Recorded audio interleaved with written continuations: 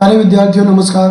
मैं प्रभु दयाल हंस, प्रवक्ता हिंदी, राजकीय वरिष्ठ माध्यमिक विद्यालय होडल, जिला पलवल, हरियाणा से। सर्वप्रथम आप सभी का अपने YouTube चैनल पर स्वागत करता हूं। कल से हमने YouTube चैनल पर क्लासेस लेनी शुरू की हैं। कल कक्षा 11वीं हिंदी आरो भाग 1 काव्यखंड की पहली कक्षा जो हमने ली वो कबीर के पद। उस कक्षा में हमने कबीर के जीवन परिचय, उनके पदों का सरलार्थ, संबंधित प्रश्नोत्तर आपके सामने प्रस्तुत किए। आज हम कक्षा 11वीं हिंदी आरो भाग 1 काव्यखंड से ही लेकर के आए हैं आपके लिए मीरा के पद। तो मीरा के पद पढ़ने से पहले हम मीरा के जीवन परिचय के बारे में जान लेते हैं। सबसे पहले तो हमें यह अवश्य पता होना चाहिए कि मीरा का जन्म 1498 ईस्वी में कुड़की गांव, मारवाड़ रियासत, राजस्थान में हुआ। इनकी प्रमुख रचनाएं मीरा पदावली, नरसी जीरो मायरो, गीत गोविंद की टीका आदि रही और इनका निधन सन 1546 ईस्वी में हुआ। मीरा का विवाह चित्तौड़ के राणा भोजराज के साथ किया गया। भोजराज की जल्दी ही मृत्यु हो गई। भोजराज राणा सांगा के पुत्र थे। भोजराज की मृत्यु के बाद राणा सांगा की भी मृत्यु हुई और बाद में मीरा के जो देवर हैं वे राणा बने। उन्होंने मीरा पर बड़े अत्याचार किए। मीरा बचपन से ही भगवान श्री कृष्ण के प्रति प्रेम रखती थी, लगाव रखती थी, उनकी भक्त थी और भोजराज की मृत्यु के बाद उनका यह लगाव, उनकी यह भक्ति अपने चरम पर पहुंच गई। राणा को यह अच्छा नहीं लगता था कि चित्तौड़ की रानी इस तरह से कहीं भी नाचने गाने लगे, कीर्तन करने लगे और इसलिए उसने मीरा को मारने के कई प्रयास किए। मीरा सगुण भक्ति धारा की महत्वपूर्ण कवित्री रही हैं। उन्होंने संत रैदास से दीक्षा ली, उनकी शिष्या बनी। अपने अंतिम दिनों में वृंदावन की यात्रा की उन्होंने और बाद में द्वारका चली गई। ये कहा जाता है कि द्वारका में ही रणछोड़दास जी के मंदिर की मूर्ति में मीरा समा गई थी। तो ये आप एक बार जरूर याद रख लें, जन्म 1498 ईस्वी और मृत्यु 1546 ईस्वी में। तो आइए अब आगे बढ़ते हैं मीरा के पदों की ओर। उनकी व्याख्या, उनका सरलार्थ आपके लिए हम प्रस्तुत कर रहे हैं। यहाँ यह अवश्य जान लिया जाए कि मीरा ने हमेशा समाज के बंधनों का विरोध किया। उन्होंने जिस तरह की प्रथाएं समाज में व्याप्त थी, स्त्री के लिए जिस तरह के बंधन थे, मीरा ने हमेशा उन्हें ठुकराया। तो पहले पद की ओर बढ़ते हैं। मेरे तो गिरधर गोपाल दूसरो ना कोई। मीरा कहती हैं कि उनका अनन्य प्रेम, उनके एक निष्ठ जो प्रेम है, उनका केंद्र बिंदु भगवान श्री कृष्ण है। इसलिए वो खुलकर ये बात कहती हैं कि मेरे तो गिरधर गोपाल। गिरिधर माने गिरि को धारण करने वाले और गोपाल माने गौओं का पालन करने वाले, मतलब दोनों का ही अर्थ होता है भगवान श्री कृष्ण। दूसरों ना कोई, के भगवान श्री कृष्ण के अलावा मेरा कोई दूसरे ईश्वर में, दूसरे देवता में आस्था नहीं है। आगे और स्पष्ट करती हैं कि जाके सिर मोर मुकुट मेरो पति सोई, कि जिसके सिर पर मोर की पंखों का मुकुट है, मेरा तो पति यानी स्वामी वही है। सोई माने वही। छाड़ दई कुल की कानी, छाड़ दई माने छोड़ दी, त्याग दिया। कुल की कानी माने कुल की, परिवार की इज्जत को, मर्यादा को। कहा करी है कोई, और कोई मेरा क्या कर सकता है। मतलब मीरा पूरे साहस के साथ, हिम्मत के साथ समाज का सामना करने को तैयार है। संतन ढिंग बैठ बैठ लोक लाज खोई। संतन ब्रज की यह विशेषता है कि इसमें शब्द के पीछे न लगाकर उसका बहुवचन बना दिया जाता है। तो संतन का मतलब संतों, संतों के पास, ढिंग माने पास, बैठकर लोक लाज खोई। वो रानी थी चित्तौड़ की और संतों में जाकर के घुल मिल जाती थी, कीर्तन करती थी, नाचती थी।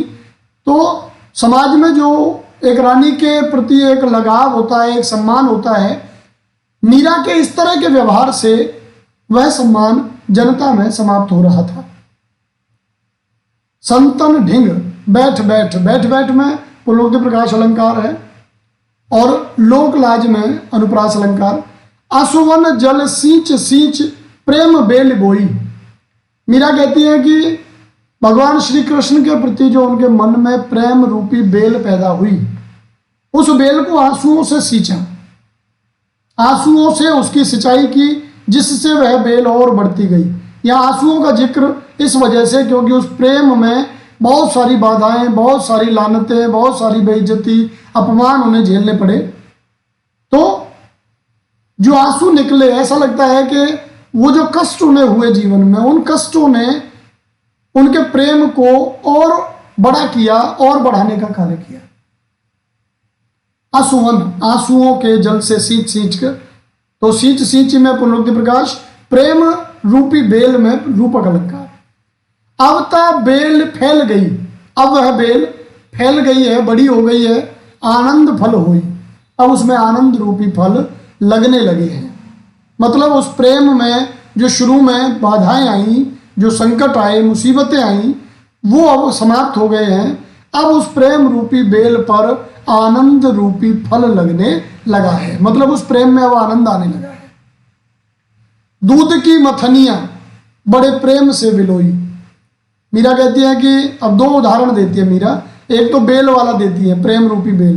दूसरा देती है दूध की मथनियां का, कि दूध की मधानी जैसे होती है, रई भी जिसे कहते हैं, दूध बिलोने का काम किया जाता है, उस कार्य में बड़ा धैर्य रखना पड़ता है। वैसा ही कार्य भगवान के प्रति समर्पण, भगवान के प्रति यदि हम समर्पित होते हैं तो निश्चित रूप से जो हमारा चंचल मन है उसे नियंत्रित करना बड़ा भारी काम होता है। समाज को समझाना बड़ा भारी काम होता है। बहुत सारी मुसीबतें आती हैं तो हमें उसी तरह धैर्य रखना होता है जैसे दूध चलाते समय घी निकलने के इंतजार में हम होते हैं, धैर्य रखते हैं। उसी प्रकार यहां भी धैर्य रखना पड़ता है। मीरा कहती है कि दधी मथी घृत काढ़ लियो डारी दही छोई। दधी माने दही को, मथे माने मथ कर, घृत माने घी, काढ़ लियो माने निकाल लिया। हम धैर्य रखे हुए इंतजार करते रहे, मधानी चलाते रहे, धीरे धीरे धीरे धीरे उसमें से घी निकल आता है और हम उसे निकाल लेते हैं। और डारी दही छोई, छोई से तात्पर्य छाछ, मट्ठा, कि अब घी तो हमने निकाल लिया लेकिन जो शेष रह गया, जो छाछ रह गई, उस हमें उसको हम अलग डाल देते हैं, उसको फेंक देते हैं। ये जो छाछ है, ये समाज का जो व्यवहार रहा, अनुपयुक्त व्यवहार, अनुचित व्यवहार, उसको छाछ की तरह मीरा फेंकने की बात करती है। और घी, घी से तात्पर्य भगवान कृष्ण की भक्ति, उनके प्रति जो प्रेम और भक्ति है वो घी की तरह आनंददायक है, महत्वपूर्ण है। भगत देख राजी हुई जगत देख रोई। मीरा कहती है कि जब मैं भक्तों को देखती हूँ तो बड़ा मन लगता है, बड़ी प्रसन्नता होती है। और जगत देख रोई, और संसार के लोगों को देखती हूँ तो निश्चित रूप से बड़ा दुख होता है।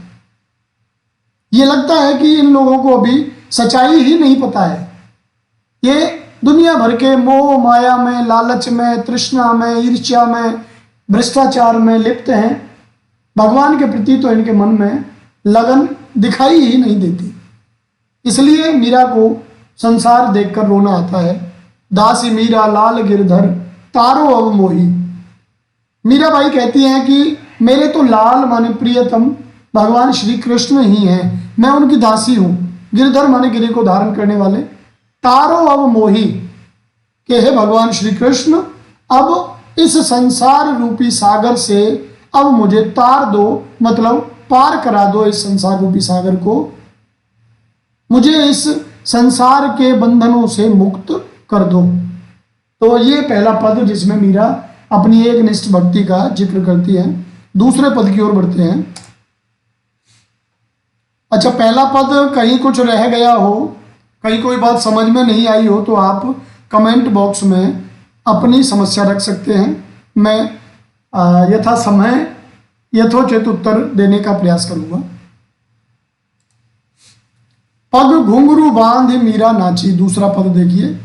पैरों में घुंघरू बांध कर मीरा नाचने लगती है। जैसा कि हम पहले बता रहे थे, मीराबाई अब अपने आप को कोई रानी नहीं मानती। उनके पति भोजराज की मृत्यु हो गई। अब उन्हें यह लगता है कि वो तो भगवान श्री कृष्ण की दासी हैं, तो अब उसके सारे कार्य भगवान श्री कृष्ण को समर्पित हैं। और इसलिए जहां भी उन्हें कहीं पूजा पाठ भजन कीर्तन दिखाई देता, सुनाई देता, वे पहुंच जाती और वहां पूरे समर्पण भाव से उसमें डूबती। नाचना गाना जो भी उनसे बन पड़ता वे करती, लेकिन यह बात संसार को रास नहीं आ रही थी। पग घुंघरू बांधी मीरा नाची, मैं तो मेरे नारायण सू आप ही हो गई साची। मीरा कहती है कि मैं तो जो समर्पित हूं वो अपने नारायण के प्रति हूं, भगवान श्री कृष्ण के प्रति हूं। अब लोग मुझे गलत कहते हैं, ठीक कहते हैं, मुझे इन चीजों की परवाह नहीं है। आप ही हो गई साची, क्योंकि मैं भगवान के प्रति समर्पित हूं, तो इसलिए मैं अपने आप ही सच्ची हो गई हूं, पवित्र हो गई हूं। किसी के आरोप लगाने से मुझ पर कोई फर्क, मुझ पर कोई प्रभाव नहीं पड़ता। लोग कहें मीरा भई बावरी, न्यात कहे कुलनासी। लोग कहते हैं कि मीरा तो पागल हो गई है। न्यात माने कुटुंब के जो लोग हैं वो कहते हैं कि ये परिवार का नाश करने वाली है, इसने परिवार की इज्जत पर, मर्यादा पर कलंक लगा दिया है। कुलनाशी, कुल को नष्ट करने वाली। विष का प्याला राणा भेजिया। अब राणा जो उनके देवर हैं, उन्होंने जब ये बातें देखी, उन्हें लगा कि ये तो कुल की मर्यादा को नष्ट कर रही हैं, तो उन्होंने विष का प्याला मीरा के लिए भेजा कि मीरा इसे पी लेगी और मृत्यु को प्राप्त हो जाएगी। परंतु पीवत मीरा हंसी। विष का प्याला जब उसको भेजा गया, मीरा ने सहर्ष से स्वीकार कर लिया और पीने के बाद वह हंसने लगी। विष का उस पर कोई असर नहीं हुआ। मीरा के प्रभु गिरधर नागर, सहज मिले अविनाशी। मीरा कहती हैं कि मेरे तो जो प्रभु हैं, ईश्वर हैं, वो गिरधर हैं और वे नागर हैं। नागर से तात्पर्य चतुर से है, कि जो मेरे ईश्वर हैं जिन्हें मैं मानती हूं, मोर की पंखों के मुकुट को धारण करने वाले, गिरी को धारण करने वाले भगवान श्री कृष्ण मेरे ईश्वर हैं और वे बहुत चतुर हैं। वे अपने भक्तों पर कोई संकट नहीं आने देते। सहज मिले अविनाशी। और मीरा कहती है कि उन्हें प्राप्त करना कोई बहुत कठिन भी नहीं है। वे अविनाशी हैं, कभी नष्ट नहीं होते।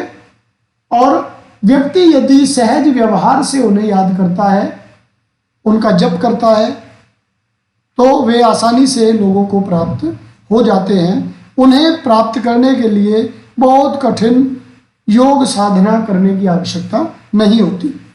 तो प्यारे विद्यार्थियों, ये पद, दूसरा पद भी आपने पढ़ लिया। निश्चित रूप से मैं उम्मीद करता हूं कि आपको समझ में आ गया होगा।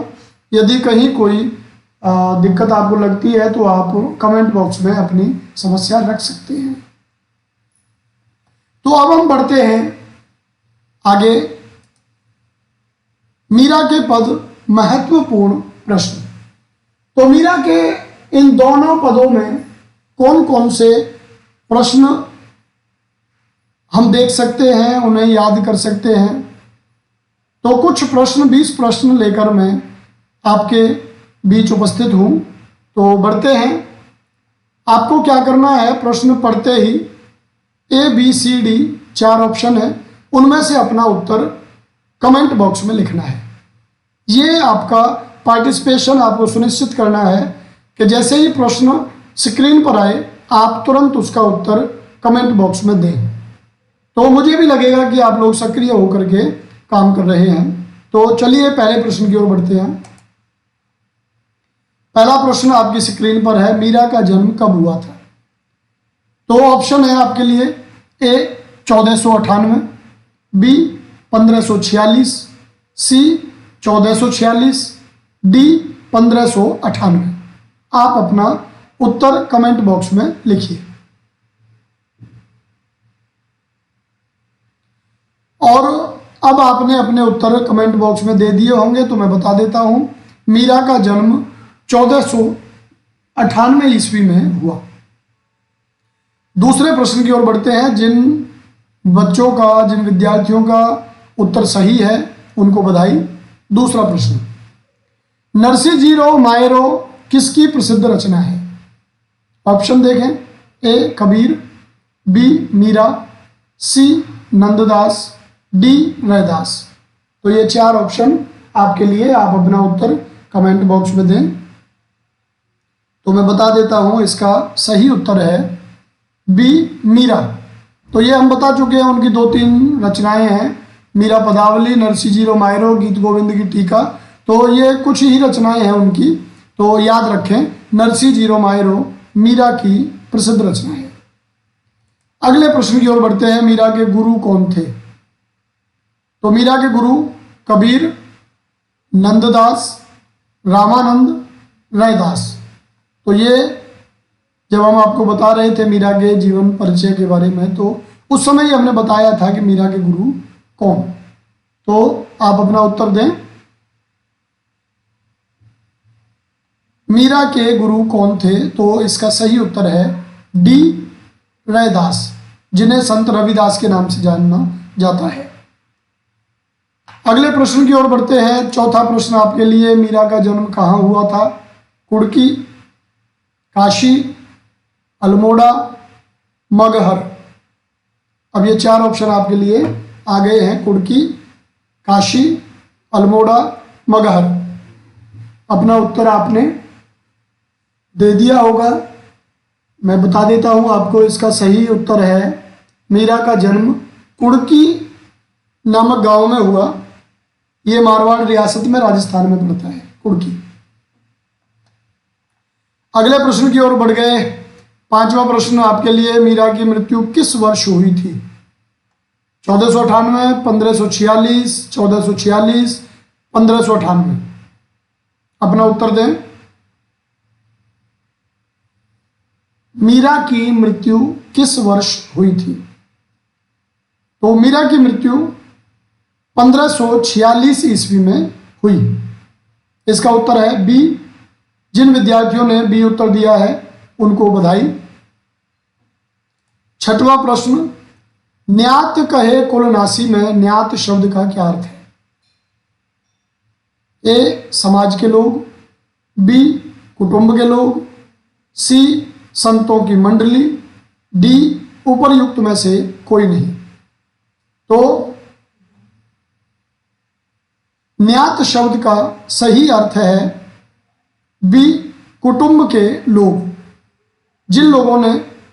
जिन विद्यार्थियों ने बी उत्तर दिया है उनका बी उत्तर सही है, उन्हें बधाई।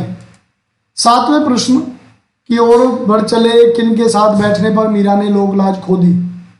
तो ए साधु संतों, बी दुराचारियों, सी परिवार के लोगों और डी गरीब लोगों के साथ।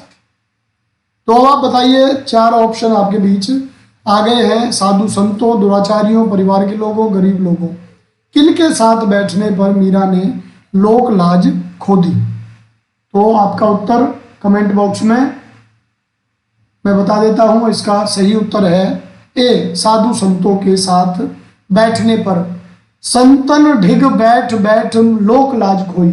सीधी वो पंक्ति आपके लिए उस पद में दे रखी है। तो सही उत्तर ए साधु संतों। आठवें प्रश्न को देखिए, मीरा ने मन में कौन सी बेल बोई थी? तो मीरा ने मन में कौन सी बेल बोई थी? प्रेम रूपी बेल, आनंद रूपी बेल, आंसुओं रूपी बेल या लोक लाज रूपी बेल? अपना उत्तर कमेंट बॉक्स में। मीरा ने मन में कौन सी बेल बोई थी? तो ज़्यादा मशक्कत नहीं करनी पड़ेगी आपको। इसका सही उत्तर ए, प्रेम रूपी बेल। जिन्होंने ये उत्तर दिया है उन्हें बधाई। 9वें प्रश्न पर आ गए हैं। मीरा ने प्रेम रूपी बेल को किस से सींचा? ए, आंसू रूपी जल से, बी, नदी के जल से, सी, नहर के जल से और डी, वर्षा के जल से। ये 4 ऑप्शन आपके लिए आ गए हैं। उत्तर आप दीजिए कमेंट बॉक्स में। तो मैं अब इसका उत्तर बताता हूं आपको। मीरा ने प्रेम रूपी बेल को किससे सींचा? तो वो पंक्ति आप याद करिए पद की, आंसुअन जल सींच सींच प्रेम बेल बोई। तो इसका मतलब हुआ आंसुओं के जल से सींच कर उन्होंने प्रेम रूपी बेल को बोया था, सींचा था। तो अगले 10वें प्रश्न की ओर। किसने मीरा को कुल का नाश करने वाली बताया? समाज के लोगों ने, न्यात ने, साधु संतों ने या सभी ने? तो निश्चित रूप से आप इसका सही उत्तर देंगे। किसने मीरा को कुल का नाश करने वाली बताया? तो इसका सही उत्तर है बी, न्यात ने। जिन्होंने इसका सही उत्तर दिया है न्यात, बी उत्तर दिया है उनका बिल्कुल सही। 11वें प्रश्न की ओर। मीरा किन्हें देखकर राजी होती है? अपने परिजनों को, संसार के लोगों को, अपने देवर को, भक्तों को? तो ये 4 ऑप्शन है। आपको क्या लगता है कि मीरा किन्हें देखकर राजी माने प्रसन्न होती है? तो इसका सही उत्तर है डी, भक्तों को। भक्तों को देखकर मीरा को अच्छा लगता है, प्रसन्नता होती है। लेकिन जगत को देखकर मीरा रोती है। संसार को देखती है, उनके कार्य व्यवहारों को देखती है तो उन्हें रोना आता है।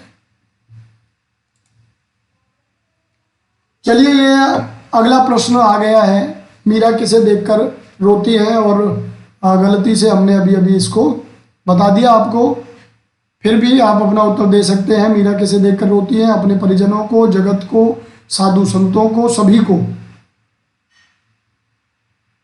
जी हाँ, आपका बी, जगत को, ये उत्तर सही है। 13वें प्रश्न की ओर बढ़ गए। मीरा ने अपने देवर को क्या कहकर संबोधित किया है? राणा, महाराणा, सूरमा, राजपूत? मीरा ने अपने देवर को क्या कहकर संबोधित किया है? तो इसका सही उत्तर है राणा। आपने भी अपना उत्तर दे दिया होगा। जिन्होंने राणा उत्तर दिया है वो बिल्कुल सही है। राणा शब्द उनके देवर के लिए प्रयुक्त हुआ है। 14वें प्रश्न की ओर बढ़ते हैं। मीरा ने हंसते हंसते क्या पी लिया था? अमृत का प्याला, चाय का प्याला, दूध का प्याला या विष का प्याला? अपना उत्तर कमेंट बॉक्स में दें।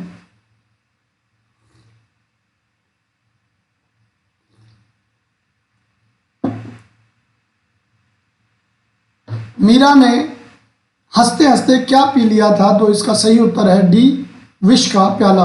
विष का प्याला राणा भेजा, मीरा पीवत हंसी। तो विष का प्याला इसका सही उत्तर है। और अब पहुंच गए हम 15वें प्रश्न पर। दधि मथी घृत काढ़ लियो में घृत किसका प्रतीक है? पहला ऑप्शन है घी का, दूसरा श्री कृष्ण के प्रति प्रेम एवं भक्ति का, सी मीरा की भक्ति का, डी मोह माया का। तो इसका घृत जो प्रतीक है वो है श्री कृष्ण के प्रति प्रेम और भक्ति का। इसका सही उत्तर जिन्होंने बी दिया है वो सही है। कौन सी मथनिया को मीरा ने बड़े प्रेम से बिलोया है? मथनिया, मधानी, रई। तो ऑप्शन है ए दूध, बी दही, सी प्रेम और डी भक्ति। तो कौन सी मथनिया को मीरा ने बड़े प्रेम से बिलोया है? तो इसका सही उत्तर मैं बताने जा रहा हूं। आप अपना उत्तर दे चुके हैं। इसका सही उत्तर है दूध की मथनिया बड़े प्रेम से बिलोई। तो सीधी सीधी पंक्ति उठा के उसमें उत्तर दूध की मथनिया। तो कौन सी मथनियाँ? दूध की मथनियाँ। तो ए उत्तर जिन्होंने दिया है वो बिल्कुल सही है। 17वां प्रश्न, मीरा पैरों में क्या बांधकर नाचती है? पाजेब, जंजीर, घुंघरू, बेड़ी। ये 4 ऑप्शन आपके सामने हैं। मीरा पैरों में क्या बांधकर नाचती हैं? तो इसका सही उत्तर सुन लें, आपने भी सही उत्तर दिया है। पग घुंघरू बांध मीरा नाची। तो उत्तर इसका सी, घुंघरू। 18वें प्रश्न की ओर बढ़ चले, मीरा ने सहज रूप से किसके मिलने की बात कही है?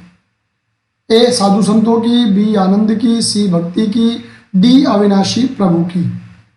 मीरा ने सहज रूप से किसके मिलने की बात कही है? 4 ऑप्शन आपके सामने और इसका सही उत्तर है अविनाशी प्रभु की, यानी चौथा डी उत्तर, अविनाशी प्रभु सहज रूप से प्राप्त हो जाते हैं। मीरा कहती हैं सहज मिले अविनाशी। 19वें प्रश्न में, डारी दई छोई कथन में छोई किसका प्रतीक है? अब यूं तो छोई का अर्थ तो होता है छाछ, लेकिन ये पूछ रहा प्रतीक किसका है? तो ऑप्शन देखें, ए व्यर्थ के सांसारिक व्यवहार का, बी छाछ का, सी प्रेम एवं भक्ति का, डी आनंद का। तो छोई जो है, अब जो मुख्य चीज थी घी, वो तो कृष्ण के प्रति प्रेम और भक्ति का प्रतीक था, परंतु छोई जो है वो इसका उत्तर है ए व्यर्थ के सांसारिक व्यवहार का। जो उस भक्ति में मीरा को कष्ट हुए, बदनामियां हुई, लोगों के जो व्यवहार, जो गलत व्यवहार थे, जिन्होंने उन्हें ठेस पहुंचाई, उन सबको उन्होंने छाछ की तरह त्याग दिया। घी को ग्रहण कर लिया, आनंद को ग्रहण कर लिया और छाछ यानी सांसारिक व्यवहार को उन्होंने त्याग दिया। तो उत्तर ए, जिन्होंने ए लिखा है वो बिल्कुल सही, हार्दिक बधाई। 20वें प्रश्न यानी अंतिम प्रश्न पे आ गए हैं। मीरा ने विष का प्याला कैसे पी लिया? तो ए रोते रोते, बी डरते डरते, सी हंसते हंसते, डी मरते मरते। ए रोते रोते, बी डरते डरते, सी हंसते हंसते और डी मरते मरते मीरा ने विष का प्याला कैसे पी लिया? तो उत्तर आपको पता है, अभी अभी हम पढ़ चुके हैं। तो मैं बता देता हूं, इसका सही उत्तर है सी, मीरा ने विष का प्याला हंसते हंसते पिया। राणा विष का प्याला राणा भेजिया, मीरा पीवत हंसी। तो पीते हुए हंसने लगी वो, तो हंसते हंसते उन्होंने जहर यानी विष को पी लिया था। तो प्यारे विद्यार्थियों, ये आपके सामने थे 20 प्रश्न। मीरा के पद हम लोग पढ़ चुके, 20 प्रश्न हमने पढ़ लिए, उनके उत्तर दे लिए, एक दोहराई पदों की हो गई। और एक निवेदन आपसे और करूंगा, यदि आपने YouTube चैनल को सब्सक्राइब नहीं किया है, नोटिफिकेशन बेल जो है, बेल आइकन को नहीं प्रेस किया है, तो उसे कर लें, क्योंकि जो भी गतिविधियां हमारे YouTube चैनल पर होंगी वे सभी आपके सामने प्रस्तुत हो जाया करेंगी, उसका नोटिफिकेशन आपको मिल जाया करेगा, तो आप उनको छोड़ नहीं सकोगे, वो आपसे मिस नहीं होंगी। तो आज इतना ही, आप सभी का हार्दिक धन्यवाद और अगली क्लास में फिर मिलते हैं, जल्दी ही मिलते हैं। शुभ रात्रि।